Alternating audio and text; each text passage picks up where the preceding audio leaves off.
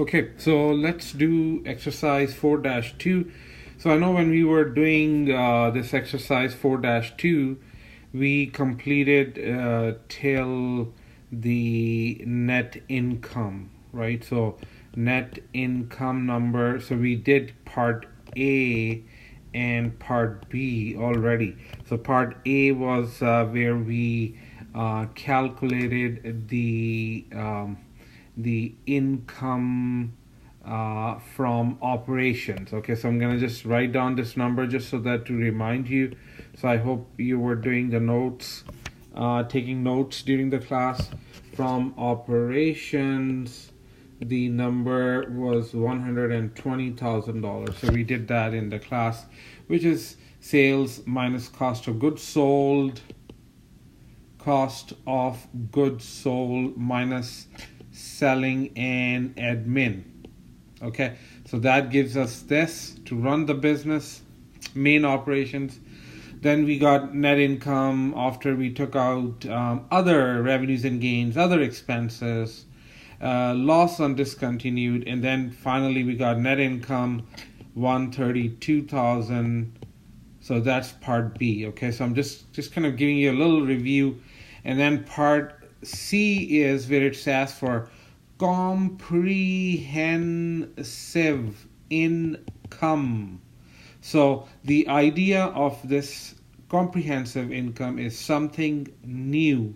So what we do here is basically we take, so to calculate comprehensive income, first thing we do is we take net income, which is like the main earnings, right? We already did that, is 132,000.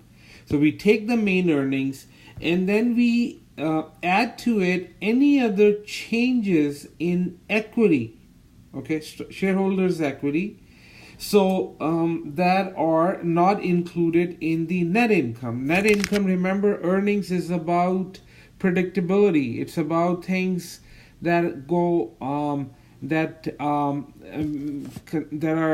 part of your operations, and right after that it comes things that are infrequent in nature or things that we got rid of in operations, right? So that was net income, the business story. Now we are talking about things that are not part of our operations, things where we don't actively make decisions as management to make money. And this is a perfect example of that is unrealized gain on available for sale investment. So, and I gave you that example during the class too. This is where, this is a kind of a thing where in this company has an investment and it made, there was a big, it was, let's say in a stock price, its stock price increased in value by $10,000. Now this is also money that this company made.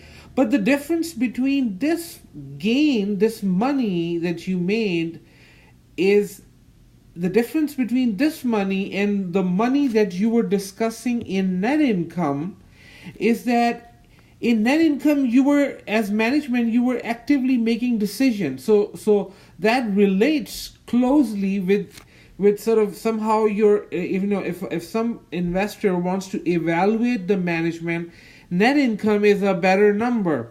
Here, the management has no control. Just because the stock price went higher and the company made some money because of these, uncontrolled sort of events, right? Those are the things that come under this comprehensive income umbrella, okay? And an excellent example is unrealized gains. Like you never even sold it, that investment, but there is a gain in its price for the investment, right? So that if you take 132,000, add to it $10,000, your comprehensive income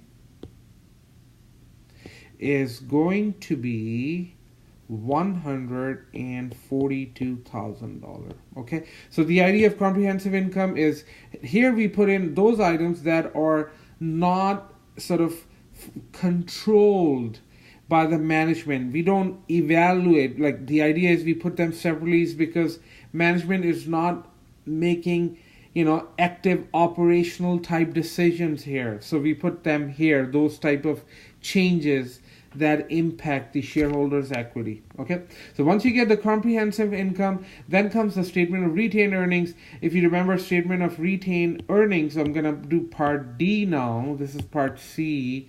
Statement of retained earnings is the idea here is this is coming from accounting 211. You take the retained earnings in the beginning on top, then you add to it net income,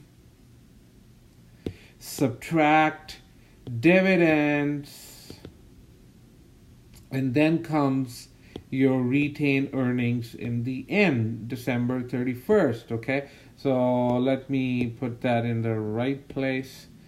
Dividends. Okay, so now I'm gonna fill in. So retained earnings in the beginning is 0. Why? Because it's a new company. There's no earnings because it just started, right? How can you have retained earnings in the beginning?